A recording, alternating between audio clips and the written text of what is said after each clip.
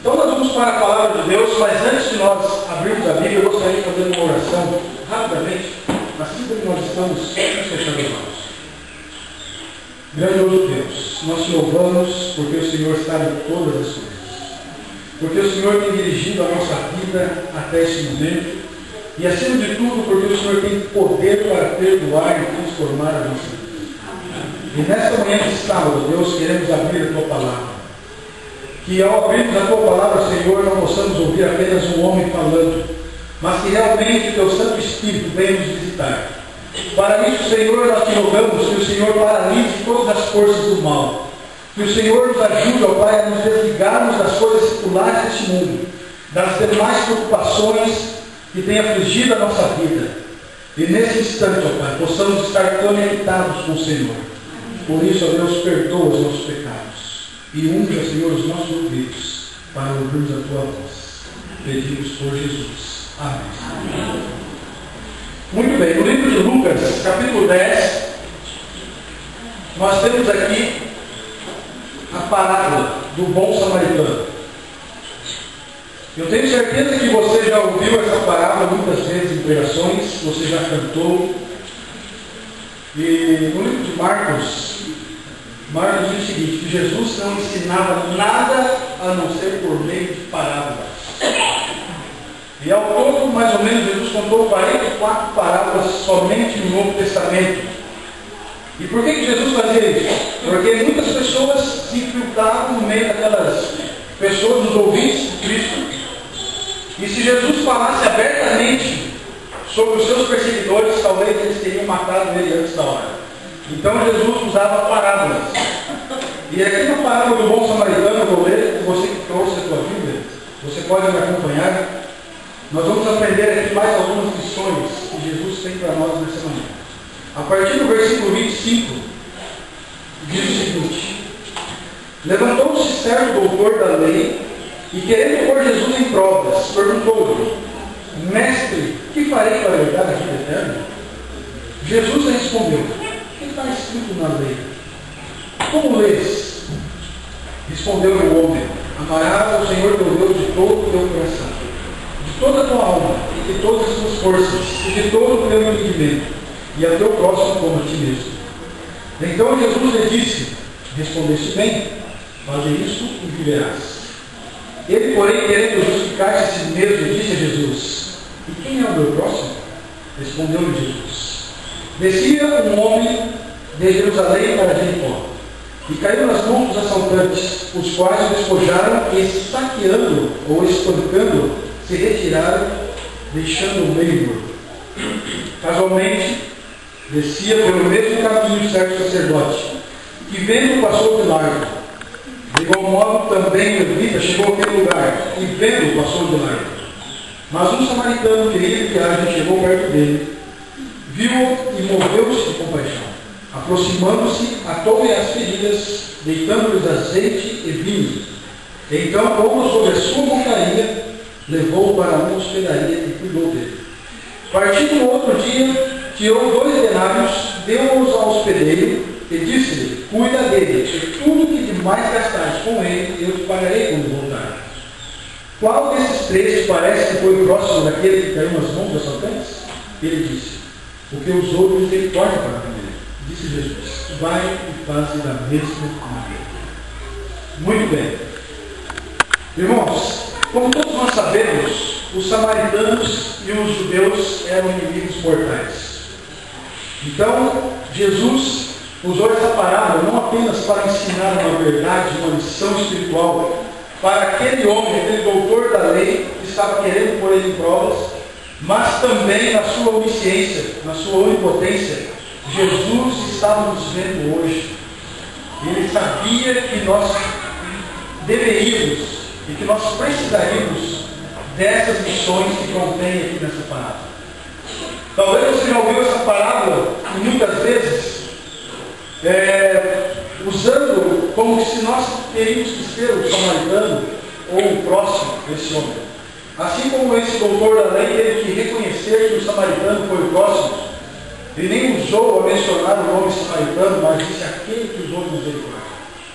Mas nessa manhã, irmãos, nós vamos ver aqui 5 personagens que aparecem dentro dessa parábola e nós vamos ver em qual deles eu e você estamos nos encaixando. Vamos ver que lições Cristo tem para nós nessa manhã. O primeiro personagem que aparece na parábola é o homem, no verso 30. O homem. E como nós sabemos, todo bom judeu que se pedasse, ao menos uma vez, ele tinha que ir até onde? Até Jerusalém.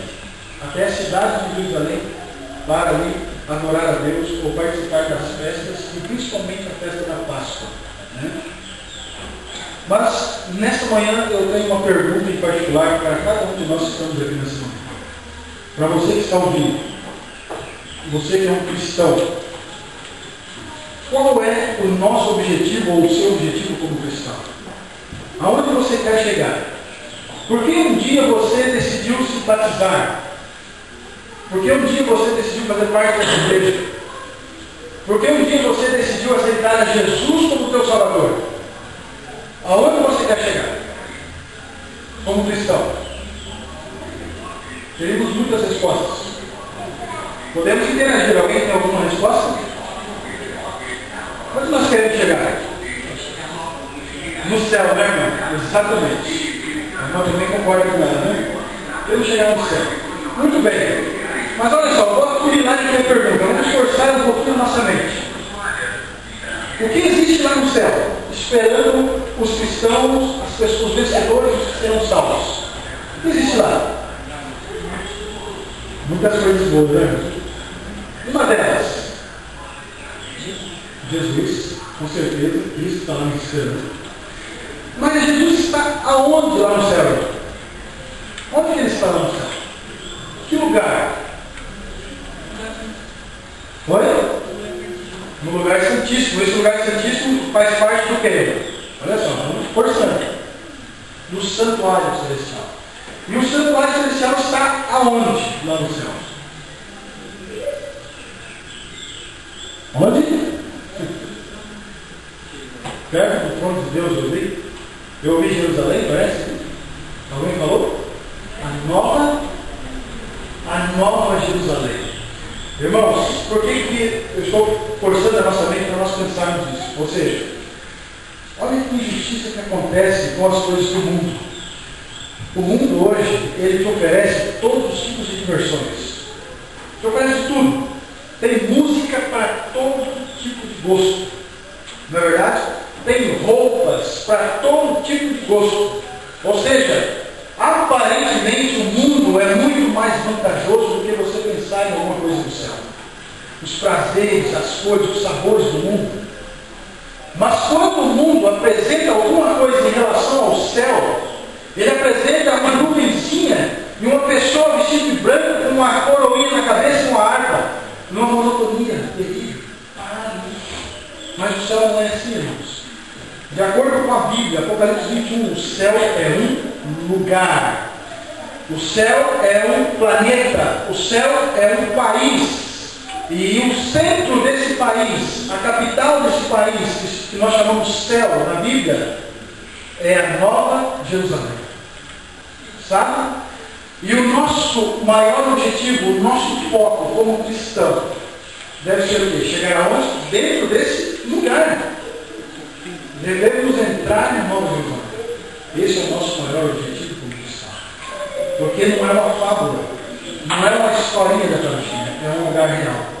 A Nova Jerusalém existe. E ela está esperando a mim e você. Né? Mas o mundo não acredita nisso.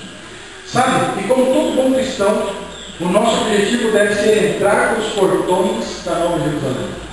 O pastor que me batizou, o pastor Jorge, na cidade de Cascavel, no Paraná, um dia ele disse assim para mim: Douglas, quando eu atravessar aqueles portões, ninguém mais me segura. Eu vou pular e não caber. E é verdade, irmãos. Porque aí, quando você entrar por aqueles portões, não existe mais morte, nem dor, nem sofrimento.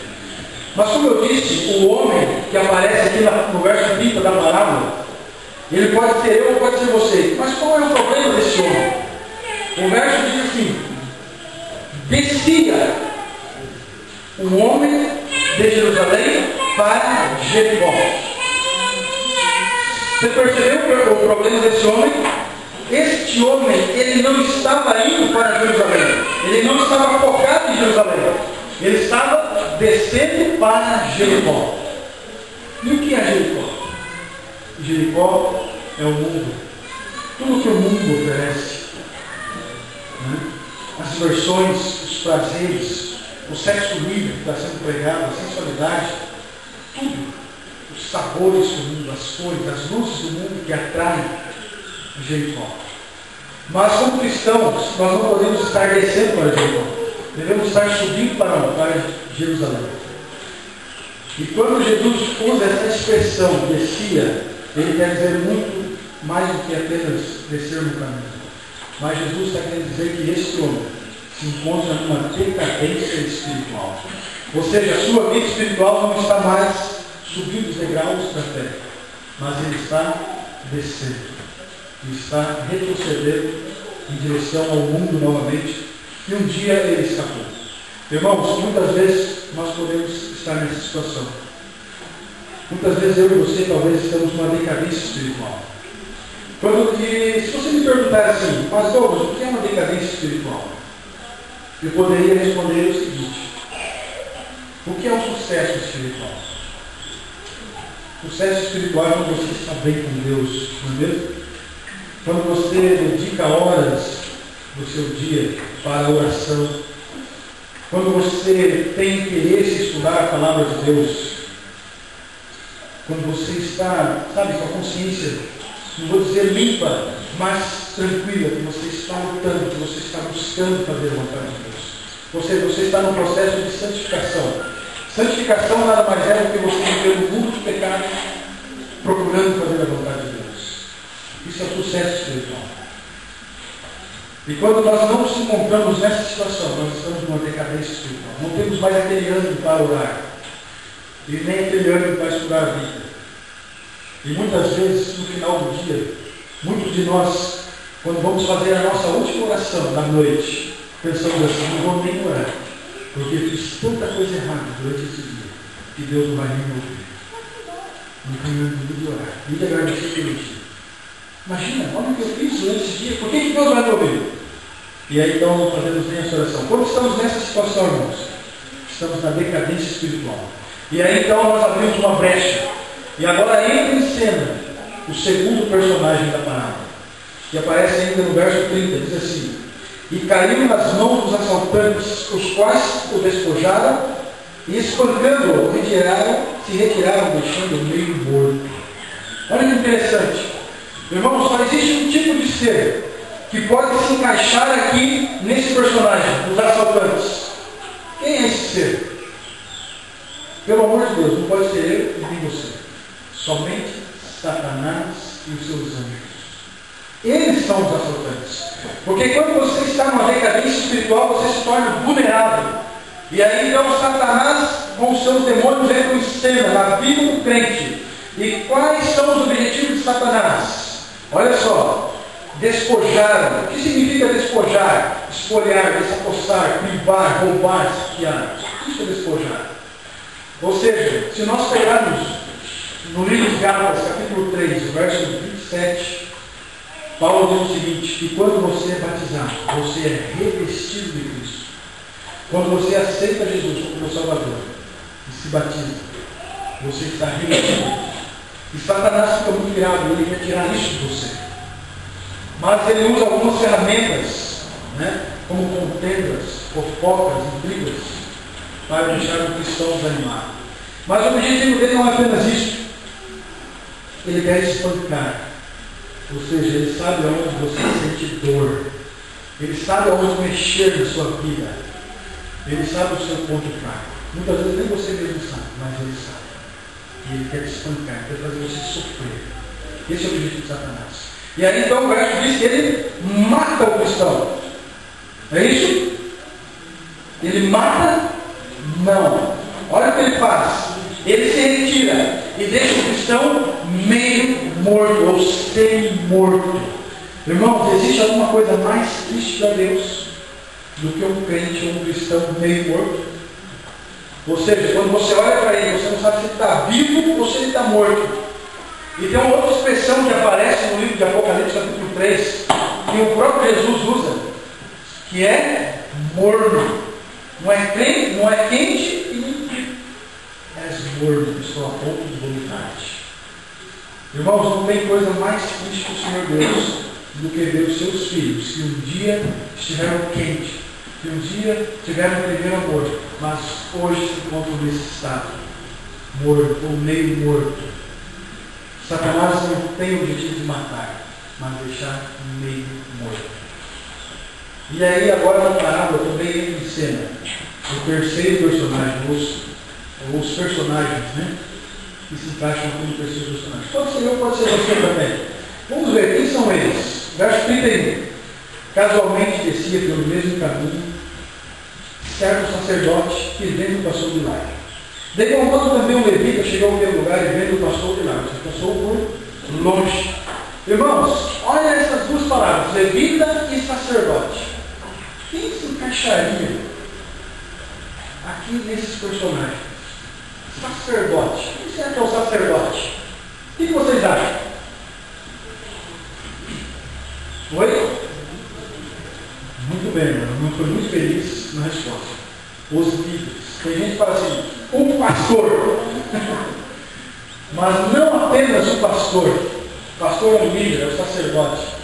Mas aqui nós poderíamos colocar aqui, entre levita e sacerdote, Jesus é tão sábio que ele já colocou levita também. Porque antes de ser um pastor, tem que ser um levita.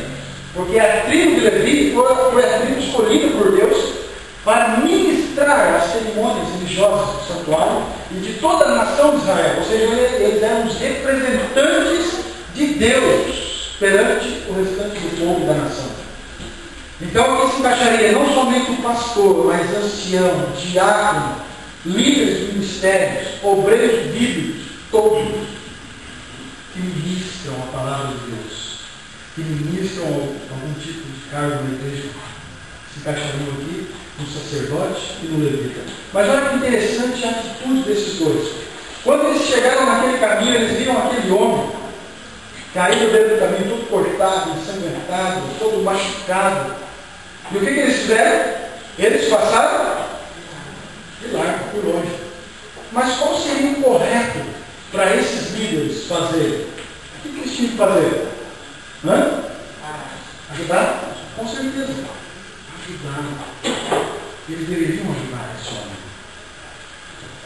Por quê? Eles são os representantes de Deus. Eu vou falar uma coisa aqui, talvez muitos aqui não sabiam. A responsabilidade que esses homens tinham. Que no Antigo Testamento, e até mesmo no Novo Testamento, Jesus confirma isso, tinha uma tradição no povo hebreu, que eles chamavam os sacerdotes, sabe de como? Tinha um título. E não aparece muito isso na Bíblia, mas eles tinham um título, os sacerdotes. Que não era apenas sacerdote, nem levita, eles tinham um sacerdote, mas um título diferente disso. E era uma tradição entre eles comum. Sabe como? Deuses. Eram chamados de deuses, com D minúsculo. Isso está em São João 10, 34, também no Salmo 82, verso 6. Era uma tradição. Era um título que eles tinham, eram chamados de deuses. Por que deuses? Como eu disse, assim como Deus passou o ministério profético e também sacerdotal para Moisés, Deus falou para Moisés: Moisés, você vai ser como se fosse um Deus perante o povo. O que você conseguir resolver, resolva. O que você não conseguir resolver, traga para mim. Então Moisés era um juiz, e os sacerdotes também. Eram chamados de deuses. Então eles tinham todo o direito, né, de ver aquele homem caído e agir como Deus. E lá ajudar ele. Mas talvez eles teriam uma boa justificativa para não ajudá-lo. Como nós sabemos, os levitas, eles tinham algumas coisas que eles tinham de se abster para cuidar das cerimônias religiosas. E uma das coisas que os levitas não poderiam tocar era o quê? No sangue ou no cadáver, porque eles ficariam imundos até o pôr do sol. Então talvez eles teriam visto aquele homem cair, todo machucado, e pensaram: puxa, que pena, né? Coitado desse rapaz. Eu até que eu poderia ajudá-lo, mas se eu mexer com nele, vou carregar ele aqui no meu cavalo, mas eu vou me sujar de sangue, vou sujar minhas coisas de sangue, e não vou poder mais cuidar das cerimônias lá no santuário. Mas, como eu sou um servo de Deus, eu vou pedir a Deus que mande alguém aqui para ajudar esse coitado aí, que não dá para saber se está vivo, se está morto. Que pena, né? Poderia ser uma boa justificativa dos sacerdotes. Mas qual é o real problema deles? O verso diz: descia pelo mesmo caminho. Olha só que interessante, irmãos. Apesar de ser um líder religioso, esses homens também estavam numa decadência espiritual. Eles também não estavam focados aonde? Na Nova Jerusalém. Eles não estavam indo para Jerusalém. A Bíblia diz aqui que eles estavam descendo pelo mesmo caminho daquele homem. Então, apesar de ser um líder religioso, hoje nos nossos dias, pode ser um pastor, pode ser um ancião, também está sujeito ao quê? Uma decadência espiritual. E eu digo mais: muitos que já estiveram aqui conosco, muitos que já foram líderes dessa igreja, que já foram pastores, que já foram anciãos dessa igreja, já não estão mais aqui. Algum problema aconteceu e eles abandonaram. E eu digo mais: não se apegue aos líderes como exemplo.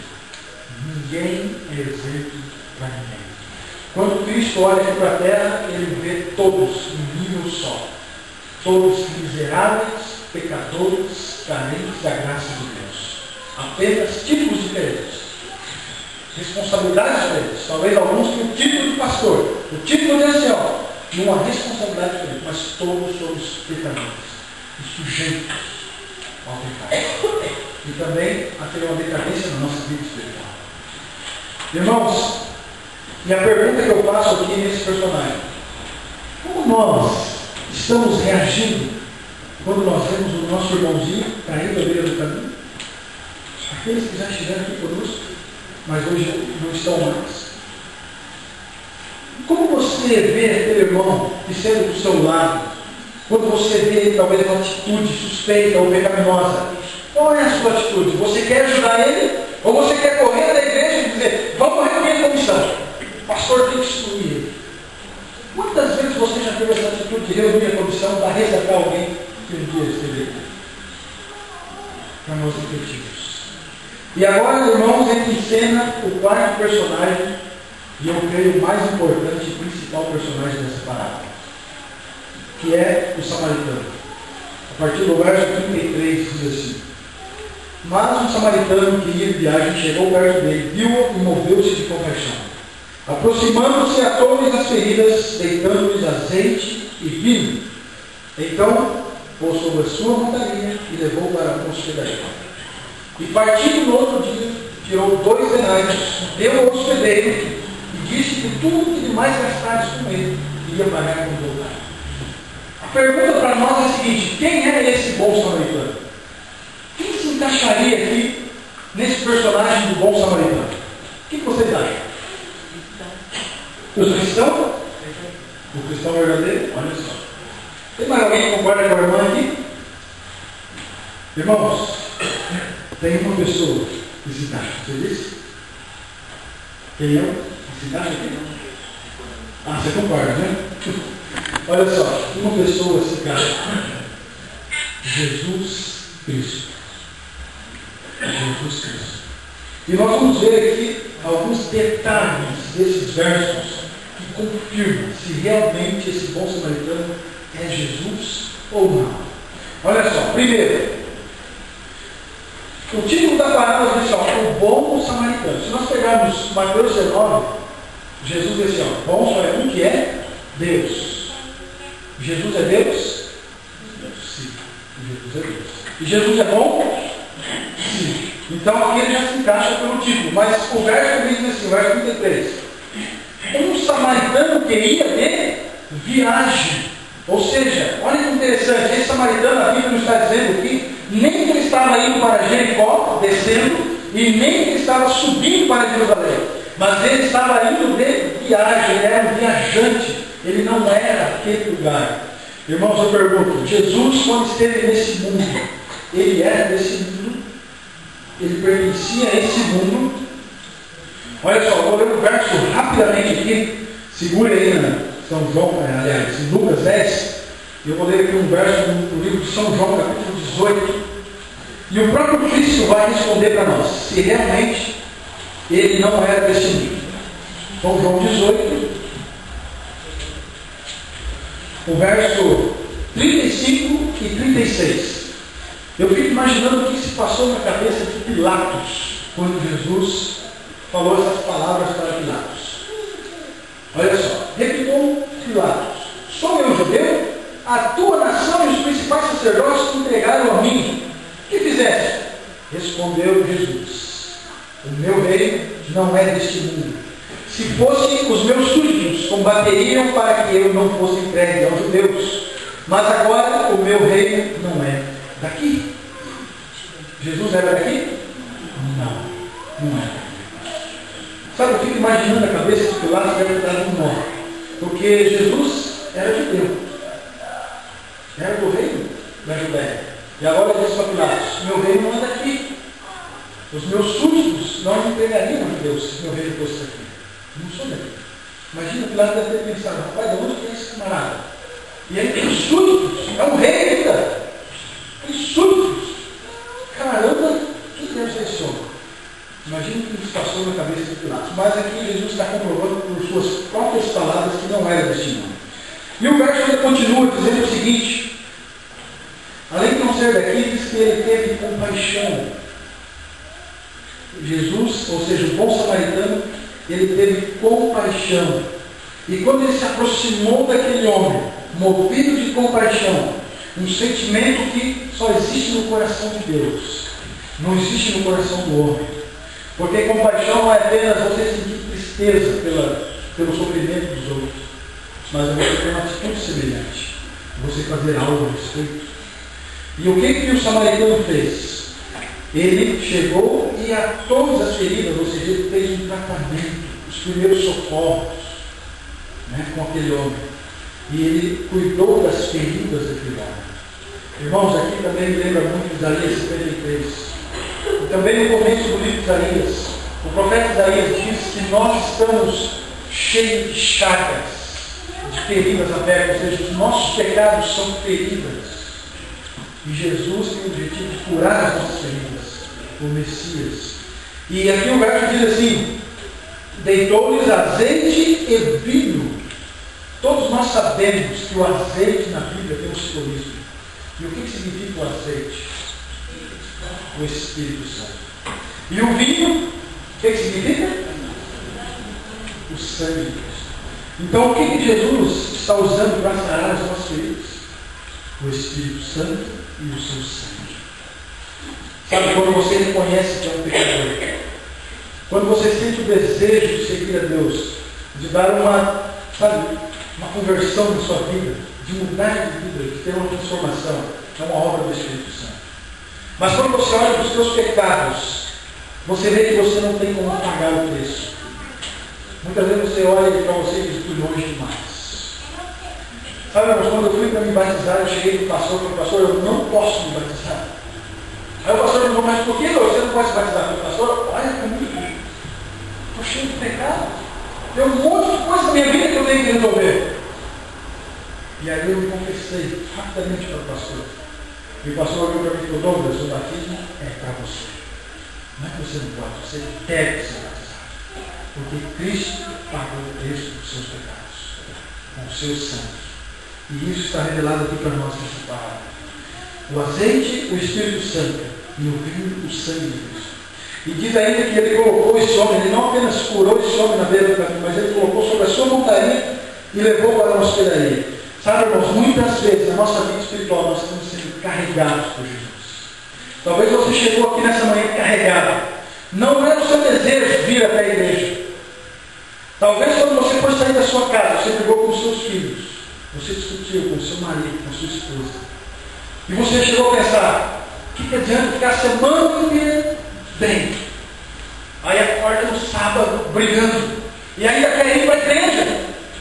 Tem que ir para a igreja assim, mesmo com ele, mesmo com os seus pecados, com as suas dificuldades. Tem que estar. Porque aqui é o quê? Olha o que aparece aqui. Onde Jesus, ou o bom samaritano, levou esse homem?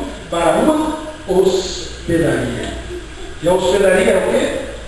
A igreja. A hospedaria é a igreja. Sabe? Muitos de nós estamos aqui talvez há 2 meses, 1 ano, 10 anos, 20, 40 anos. Mas todos na mesma situação, aqui dentro da hospedaria. Tomando soro na vida.